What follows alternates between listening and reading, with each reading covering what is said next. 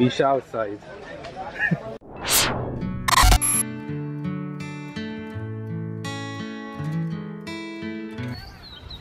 কেমন আছেন সবাই? আশা করি সবাই ভালো আছেন। তো কালকে আমি যে ভিডিওটি দিয়েছিলাম আপনাদের সবার খুব ভালো লেগেছে, আর আপনারা কালকে প্রচুর প্রচুর কমেন্ট করেছেন। তো আমি আপনাদের সব কমেন্ট পড়েছি। তো আপনাদের কমেন্ট পড়ে আমার অনেক অনেক অনেক ভালো লেগেছে, আর আমি ভিডিও করার জন্য অনেক অনেক উৎসাহ পেয়েছি। তো আমি ইনশাল্লাহ ধাপে ধাপে ভিডিও দিয়ে যাব, আর আপনারা ইনশাল্লাহ আস্তে আস্তে অনেক অনেক ভিডিও দেখতে পারবেন, আর অনেক নতুন নতুন অনেক কিছু দেখতে পারবেন। আমরা যারা বাংলাদেশি রয়েছি, আমরা আমাদের কোনো সুখবর অথবা আনন্দের মুহূর্তগুলোতে সাধারণত মিষ্টি দিয়ে বরণ করে থাকি। এই রাইতবিড়ি চ্যানেলটির মাধ্যমে আপনাদের সাথে আমার একটি সুন্দর সম্পর্ক তৈরি হয়ে গিয়েছে। আপনারা সবাই কমেন্টের মাধ্যমে যেভাবে আমাকে আপনাদের সাপোর্ট দিয়ে গেছেন, সেজন্য আপনাদেরকে অনেক ধন্যবাদ।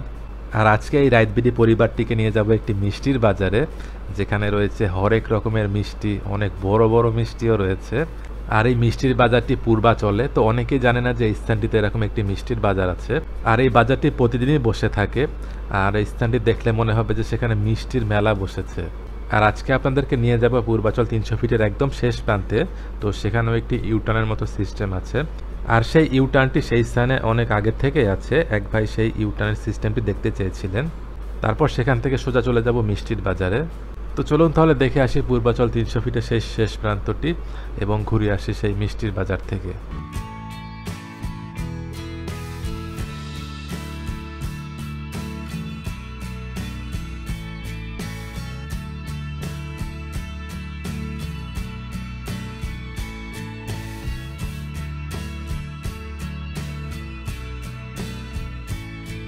সাফির রোডের একদম শেষ প্রান্তে সেখানে একটা খুব সুন্দর সিস্টেম করা হয়েছে।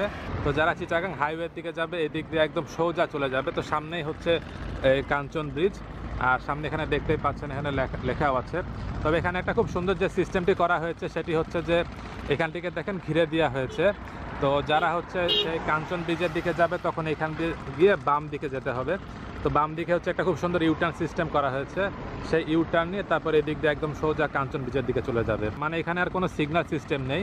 তো সিগন্যাল সিস্টেম না থাকার কারণে এখানে যেটি হয়েছে যে যানবাহনের যখন খুব চাপ থাকবে, তো সেই চাপ থাকার কারণে এখানে তখন আর যানজট লাগবে না। তো সামনেই এটি হচ্ছে দেখতে পাচ্ছেন, এটি হচ্ছে কাঞ্চন ব্রিজ।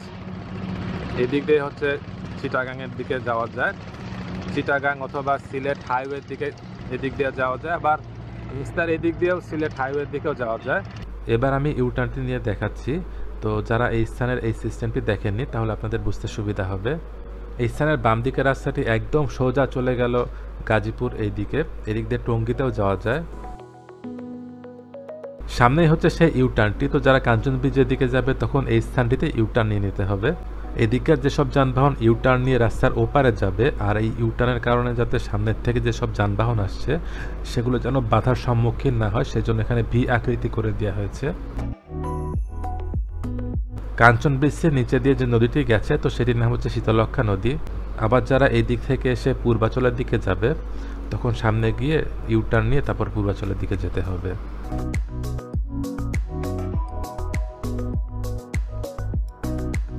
আর এদিক থেকে পূর্বাচলের দিকে যাওয়ার জন্য এই স্থানটিতে ইউটার্ন নিয়ে নিতে হবে। তো সামনে থেকে রং সাইডে ঢুকে গেছে। তো কিছু যানবাহন আসলে এরকম রং সাইডে ঢোকার কারণে রাস্তাঘাট অনেক সময় অনেক বড় ধরনের দুর্ঘটনা ঘটে যায়।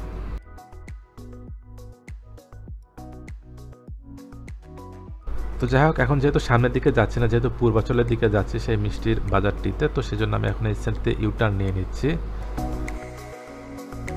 আর যারা গাজীপুর এই রুটে যাবে তখন হচ্ছে যে ডান দিক দিয়ে চলে যাবে, আর যারা পূর্বাচল এই রুটে যাবে তখন এই দিক দিয়ে একদম সোজা চলে যেতে হবে।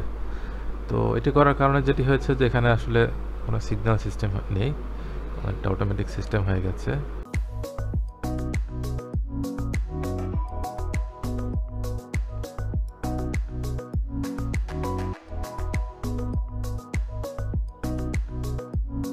অবশেষে চলে আসলাম গন্তব্যস্থলে।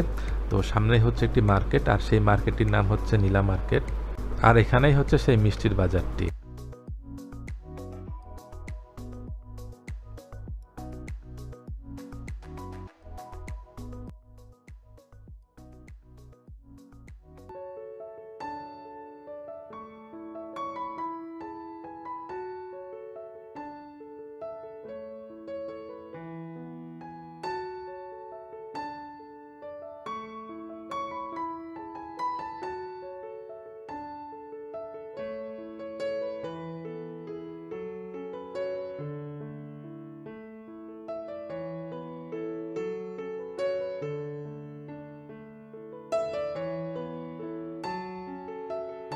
তো এই মুহূর্তে চলে এসেছে একটা খুব সুন্দর মিষ্টির বাজারে।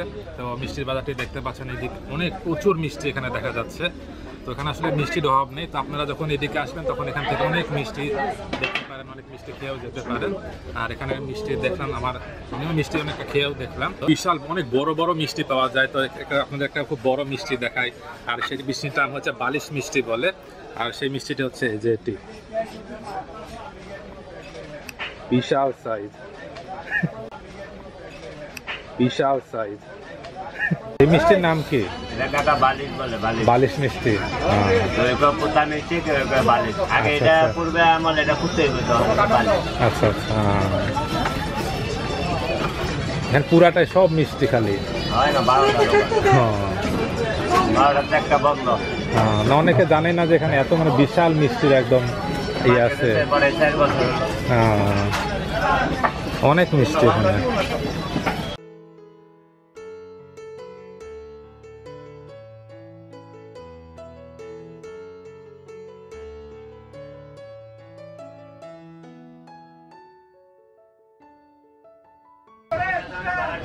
এটা গুড়ের সন্দেশ।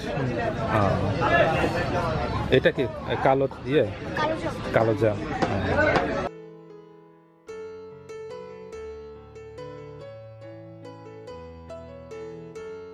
আর এই মিষ্টির নাম কি? এটা ল্যাংচা।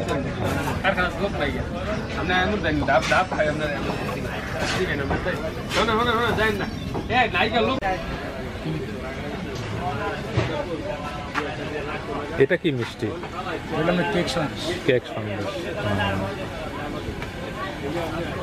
আর এটা গুড়ের ওই যেটা, এটা গুড়ের, এটা চিনি। আচ্ছা।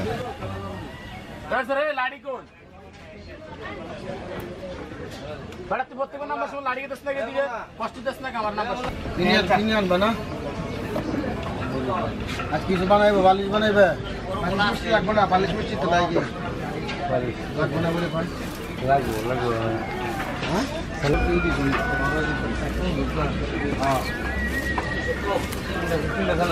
এটা কি গুড়ের? আচ্ছা। আর এটার নাম কি? আচ্ছা, এটা চিনি।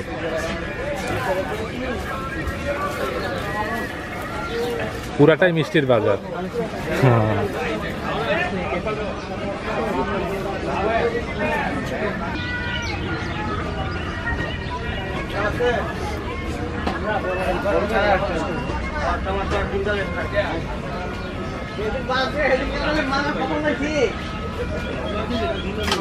এটা হলো আপনার ছানা।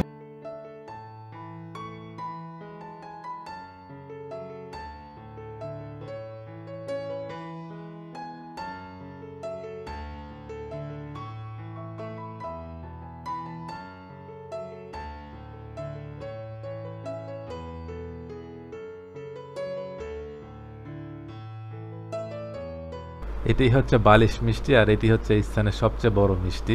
এখানে এসে যেটা দেখলাম, এখানে আসলে প্রচুর মিষ্টি, আর এই মিষ্টিগুলো কিছুক্ষণ আগে বানানো হয়েছে। আর এখানে কিছু মিষ্টি খেয়েও দেখলাম মিষ্টিগুলো একদম গরম হয়েছিল। আর এখানে এই মিষ্টিগুলো সবগুলোই পাইকারি হিসাবে বিক্রি করা হয়। তো যারা এদিকে কখনো আসেননি, তো এই স্থানে একবার এসে ঘুরে যেতে পারেন।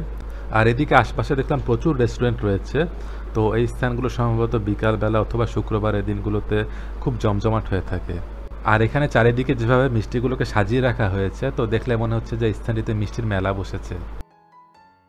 মিষ্টির বাজারটি সামনের মেন রোড থেকে এসে এদিক দিয়ে ডান দিকে যে রাস্তাটি চলে গেল, তো এই ভিতরেই হচ্ছে সেই মিষ্টির বাজারটি। মিষ্টির বাজারটি কেমন লাগলো কমেন্টে জানাবেন, এবং আপনাদেরকে আবার অনেক ধন্যবাদ যারা আমাকে আপনাদের ভালোবাসা এবং সাপোর্ট দিয়েছেন। তো এই ছিল আজকের ভিডিওটি কেমন লাগলো কমেন্ট করে জানাবেন। আর যদি ভালো লেগে থাকে তাহলে শেয়ার করবেন। আর যারা চ্যানেলটিতে নতুন এখনও সাবস্ক্রাইব করেননি, সাবস্ক্রাইব করে নিন। সামনে ইনশাআল্লাহ আপনাদের জন্য এরকম আরও অনেক ভিডিও নিয়ে আসছি। দেশ এবং প্রবাসে যে যেখানেই আছেন সবাইকে ধন্যবাদ।